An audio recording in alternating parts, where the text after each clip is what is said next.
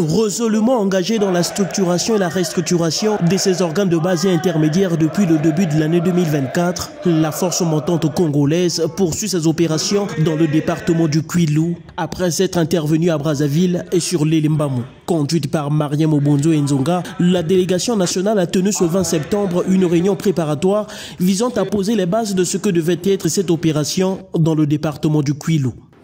Ayant fait le constat de cette faiblesse,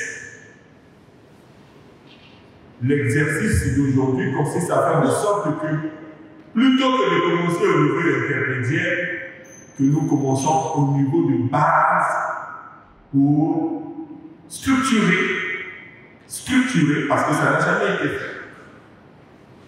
Et au niveau intermédiaire, restructurer la force montante congolaise. Une opération importante.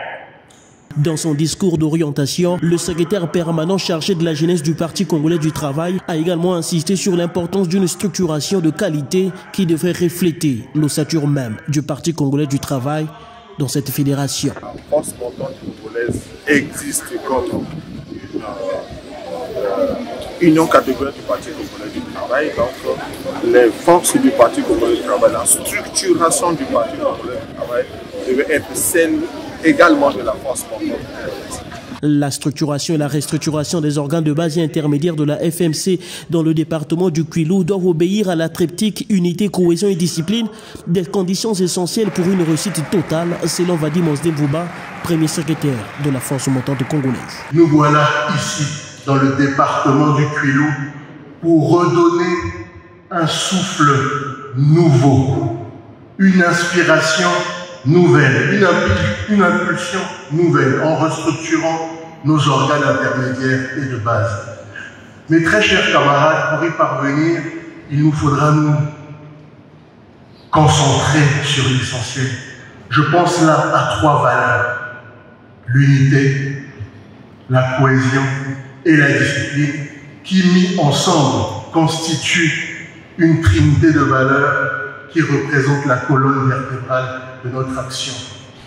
Dans cette opération, la FMC Kwilu bénéficie à 100% du soutien et de l'accompagnement de la fédération PCT, un accompagnement et soutien réitéré par le président de cette fédération qui compte sur cette jeunesse pour des futures batailles politiques. Durant cette campagne de restructuration et dans ce contexte politique d'avant-congrès et des présidentielles de 2026, j'ose croire que ces jeunes nous seront encore d'une utilité et d'un concours appréciable, capables de surmonter les aléas pour des victoires encore plus éclatantes de l'AFMC au congrès du parti et de notre champion, j'ai cité, le camarade Denis Sassou Nguesso.